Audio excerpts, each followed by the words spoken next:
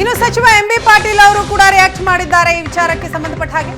ಪ್ರಾಣಿಗಳ ಕೊಬ್ಬನ್ನ ಬಳಸಿರೋದು ನಿಜಕ್ಕೂ ಕೂಡ ಅಪರಾಧ. ತನಿಖೆಯಾಗಿ ತಪ್ಪಿತಸ್ಥರ ವಿರುದ್ಧ ಕ್ರಮ ಆಗಬೇಕು ಅಂತ ಹೇಳ್ತಾರೆ ಸಚಿವ ಎಂಬಿ ಪಾಟೀಲ್. ತಿರುಪತಿ ಲಡ್ಡು ಬಹಳ ಪಾವಿತ್ರ್ಯತೆಯನ್ನ ಹೊಂದಿದೆ. ಜನರು ಭಕ್ತಿಯಿಂದ ಆ ಪ್ರಸಾದವನ್ನ ಸ್ವೀಕಾರ ಮಾಡ್ತಾರೆ.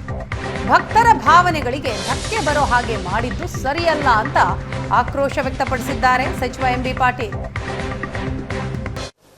ಪ್ರಾಣಿಗಳ ಕೊಬ್ಬನ್ನ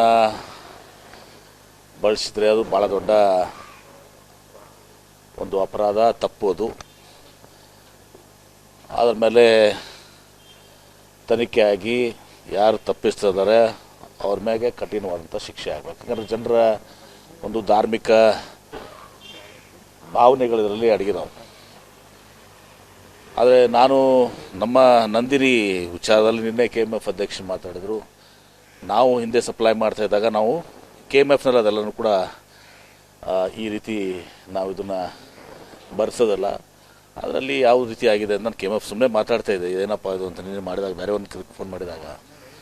ಸೊ ಈಗ ಅದು ತಿರುಪತಿ ಲಡ್ಡು ಭಾಳ ಪಾವಿತ್ರ್ಯತೆಯನ್ನು ಹೊಂದಿದೆ.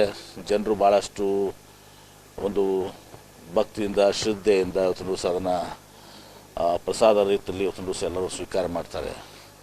ಅದರಲ್ಲಿ ನೀವು ಈ ರೀತಿ ಅವರ ಭಾವನೆಗಳಿಗೆ ಧಕ್ಕೆ ಬರುವಂಥ ಮಾಂಸಾಹಾರಿ ಪದಾರ್ಥಗಳನ್ನ ಅದರಲ್ಲಿ ಇದು ಮಾಡಿದರೆ ಬಹುಶಃ ಇದು ಭಾಳ ಘೋರ.